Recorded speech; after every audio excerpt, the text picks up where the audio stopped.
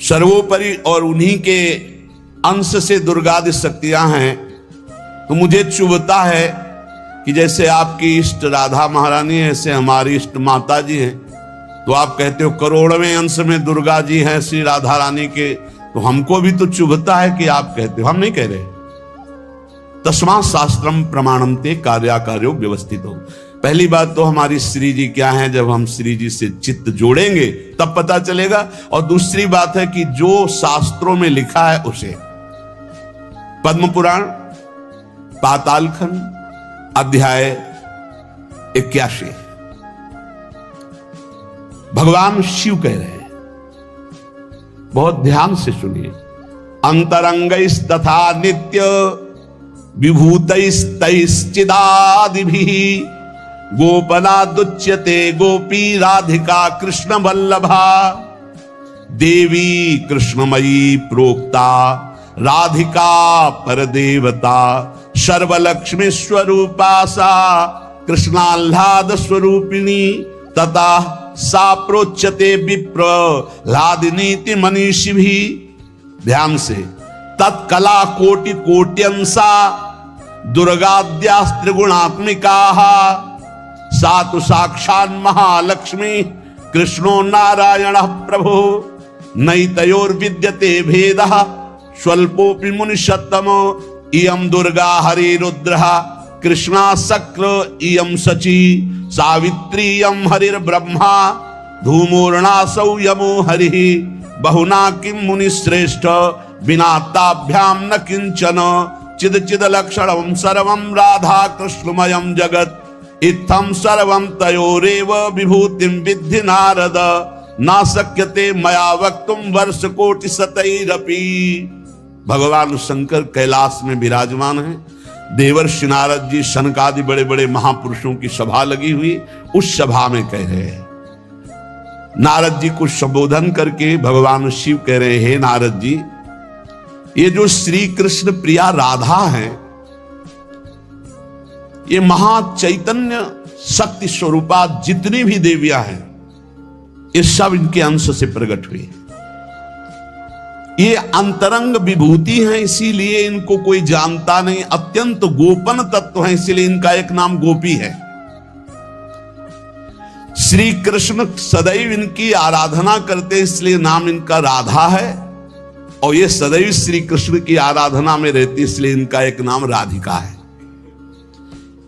ये और श्री कृष्ण दो नहीं है, श्री कृष्ण में राधा है, राधा में श्री कृष्ण है। ये राधा परादेवता है।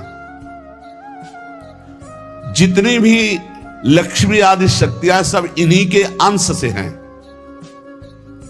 आपको भगवान का आह्लाद कहा गया है, आह्लाद। और जब मूर्तिमान ये हुई तो राधा कह गई, किशोरी जी कह गई।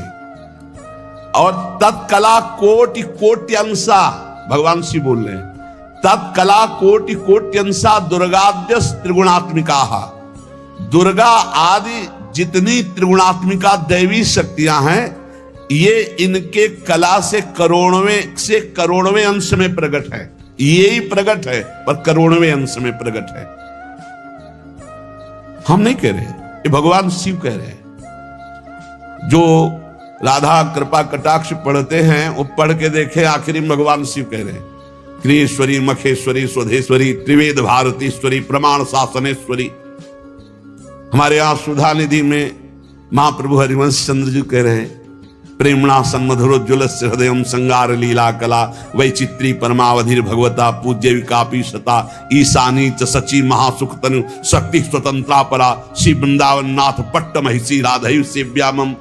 बोले तत्कला कोटि कोट्यंसा, कला उन्हीं की कला, राधा की ही कला, श्री किशोरी जी के ही अंश से करोड़ों अंश में सब शक्तियों का प्रादुर्भाव हुआ। श्री राधा अपने अंश से महालक्ष्मी रूप धारण करती हैं, तो भगवान श्री कृष्ण नारायण रूप धारण करते हैं। मुनिश्रेष्ठ थोड़ा भी भेद नहीं है। ये श्री राधा दुर्गा रूप धारण करती है, तो श्री कृष्ण शिव रूप धारण करते हैं, रुद्र। जब श्री कृष्ण के अंश से इंद्र तो श्री राधा किशोरी के अंश से सची इंद्राणी, जब श्री कृष्ण के अंश से ब्रह्मा तो राधा किशोरी के अंश से सावित्री देवी, जब श्री कृष्ण के अंश से यमराज तो उनकी पत्नी धूमोरणा के रूप में श्री राधा किशोरी। अधिक क्या कहूं, इन दोनों के सिवा किसी की सत्ता ही नहीं।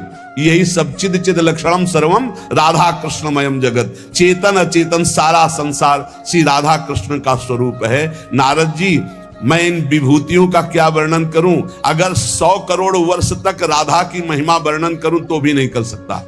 भगवान शिव कुछ ऐसे भावुक जन हैं कि वो कहते हैं कि आप भगवान शंकर को श्री कृष्ण से छोटा कहते हैं, वो हमारे आराध्य देव, हमको चुभता है। देखो, जब तत्व की चर्चा होगी तो एक है, और जब लीला की चर्चा होगी तो वही एक विविध लीलाएं करता है, वही एक विविध लीलाएं करता है। रास में भगवान शंकर आए, अगर थोड़ा भी शास्त्र को पढ़े हो तो पढ़ के देख लेना। गोपी रूप धारण किया, रास में प्रवेश पाया, श्री कृष्ण चरण वंदना, किशोरी जी की चरण वंदना, और फिर गोपी रूप धारण करके रास में प्रवेश। अच्छा, कोई भी ये कैसे नकार सकता है कि भगवान शंकर की जटाओं में गंगा जी हैं, और वो गंगा जी क्या है, क्या आप नहीं जानते हो? गंगा तरंग रमणीय जो जटा कलापम गौरी विभूषित वाम भागम, भगवान शिव के लिए आता है। तो जो जटा कटा संभ्रमम भ्रमण नीलम पर निर्झरी जो विराजमान है गंगा जी, वो कौन है? गांगम वारी मनोहारी मुरारी चरण अच्युतम त्रिपुरारी शिरश्चारी पापापहारी पुनातुना। देखो भाई, तत्व एक है, पर लीला में जब प्रारंभ होगा तो लीला में छुटाई बड़ाई हंसी मजाक वो उनकी आराधना, उनकी आराधना। तत्व एक है। अभी आप यहां सुन रहे हो कि जब श्री कृष्ण शिव रूप धारण करते तो राधा किशोरी दुर्गा रूप धारण करती, यही है, कोई और थोड़ी है। पर जब लीला की बात आती तो वही भगवान शंकर गोपी रूप, आज भी भगवान गोपेश्वर का श्रृंगार होता है गोपी रूप में। शाम टाइम जल नहीं चढ़ता, नथुनी बाला और सब चुनरी धारण करके भगवान शिव गोपीश्वर के रूप में विराजते हैं।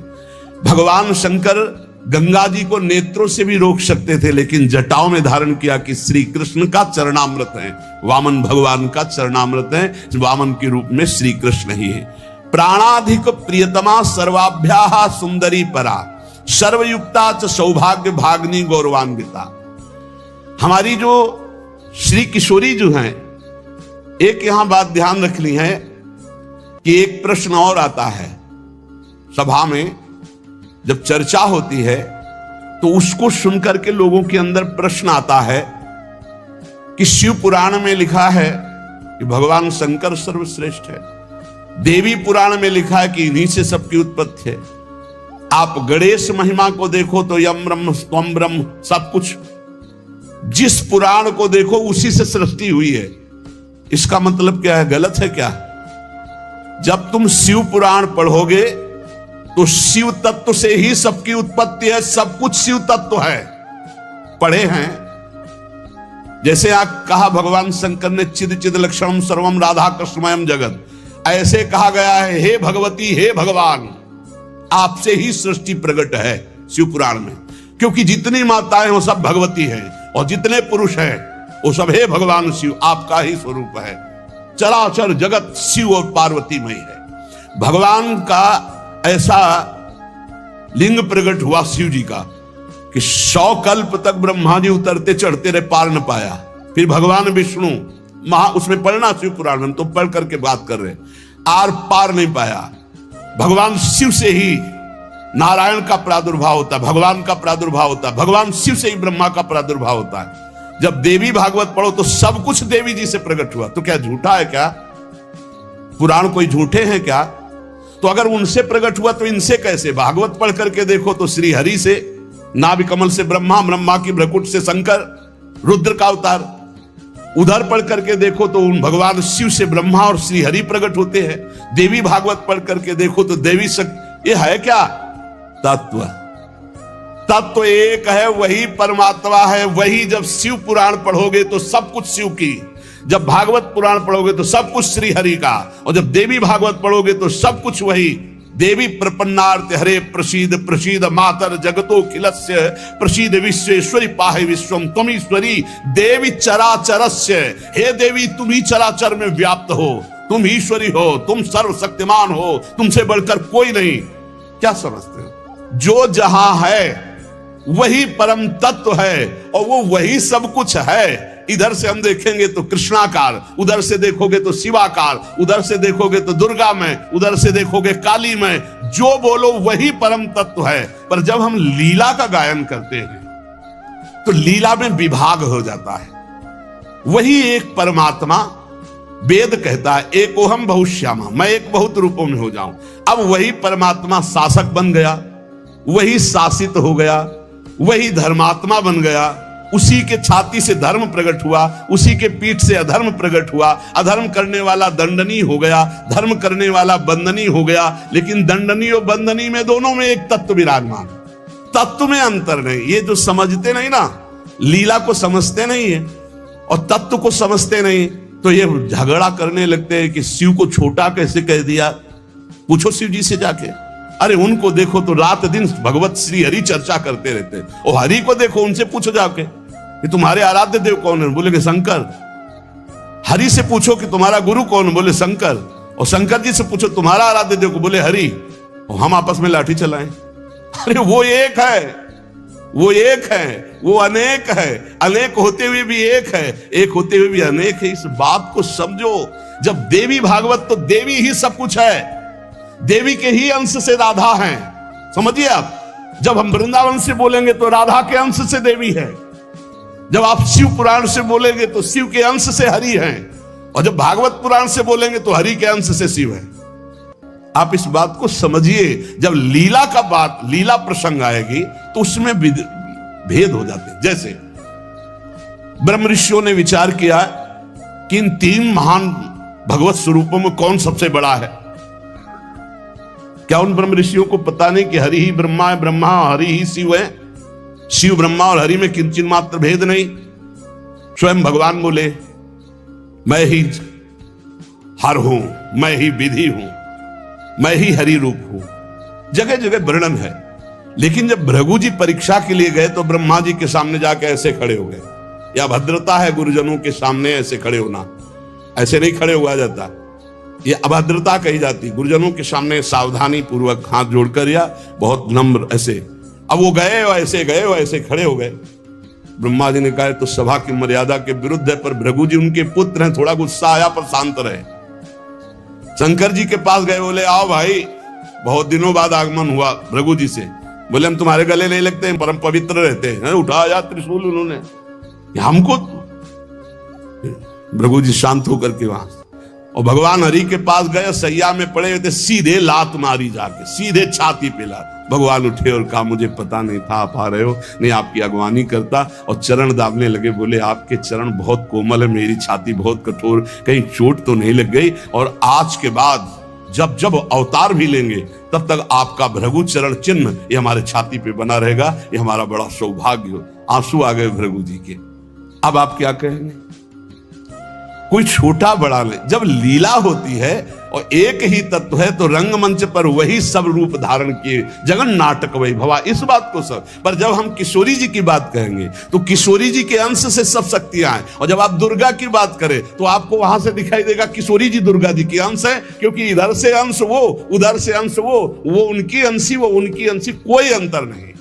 इधर से हम बोलेंगे श्री कृष्ण के अंश से शिव, और जब शिव पुराण में पढ़ोगे तो शिव जी के अंश से श्री कृष्ण। अब इसमें संशय थोड़ी, क्योंकि वही एक तत्व है, विविध प्रकार से लीला कर रहा है। इसलिए भ्रम का तो ध्यान छोड़ दो, भ्रम छोड़ दो। जब जब जैसा अवसर आया वही रूप धारण किए तत्व विराज। पर जब लीला की चर्चा होगी तो माधुर्य रस में ऐश्वर्य का प्रवेश नहीं, भगवान के ऐश्वर्य का प्रवेश नहीं, तो और ऐश्वर्य शक्तियों की तो बात जाने दो। कभी आपको कोई भी शास्त्र मिला हो कि ब्रज में सुदर्शन चक्र का प्रयोग भगवान ने किया या प्रवेश हुआ, तो हमें बताना। कभी दिव्य वैभव का प्रयोग, क्योंकि ये